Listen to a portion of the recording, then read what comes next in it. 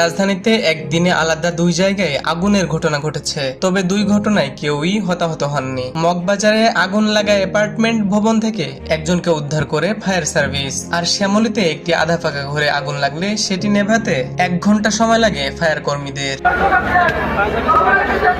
বৃহস্পতিবার সন্ধ্যার কিছুক্ষণ আগে মগবাজারের 16 তলা এই ভবনের 4র্থ তলায় আগুন লাগে। এই ফ্লোরে একজন দাঁতের ডাক্তারের চেম্বার ছিল। আগুন ছড়িয়ে পড়ার আগেই পৌঁছে যায় ফায়ার সার্ভিসের 2টি ইউনিট।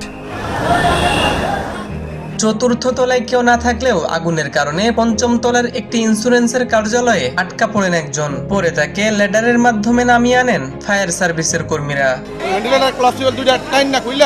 আমি মাথা বাইরে দিয়ে রাখছি, তারপর নিচের লোকজন ওরা ইশারা দিচ্ছে যে ফায়ার সার্ভিস আসছে, বসে ধোয়া বাইরে দিচ্ছে। পরে ফায়ার সার্ভিস আসলো, এরপরে দেখি ওই সাইডে আরেকটা মানুষ মানে জানালা দিয়ে মানে মাথা বাইর করে রয়েছে বাঁচার জন্য। দেখি যে হঠাৎ করে কিসের ধোঁয়া, পরে উপর দিকে তাকালাম, তাকিয়ে দেখি যে আগুনের ধোঁয়া মানে খুবই বেশি বেশি ধোঁয়া লাগছে। আগুন লাগার কারণ জানাতে পারেনি ফায়ার সার্ভিস। প্রতিটা ভবনের প্রতিটা ফ্লোরে কলাপসিবল গেট এবং শাটার দিয়ে এবং থাই গ্লাস দিয়ে আটকানো। প্রতিটা জিনিসকে আমাকে চেক করে উপরে উঠতে হয়েছে, কারণ আগুনটা কোথায় এটা আমি খুঁজে পাচ্ছি না। আর টোটাল ধোঁয়াটা কিন্তু নিচ দিয়ে আসতেছে, কারণ এই 5 তলা উপরটা কিন্তু টোটালটাই ব্লক ছিল, যার কারণে ধোঁয়াটা টোটালটাই নিচের দিকে নামতেছিল। আগুন লাগার কারণ জানাতে পারেনি ফায়ার সার্ভিস। এর আগে বিকেলে শ্যামলীর 3 নম্বর রোডে একটি টিনশেড ঘরে আগুন লাগে।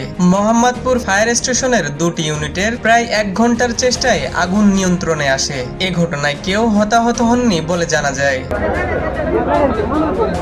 হিমুর রহমান, নিউজ বাংলা .নিউজ, ঢাকা।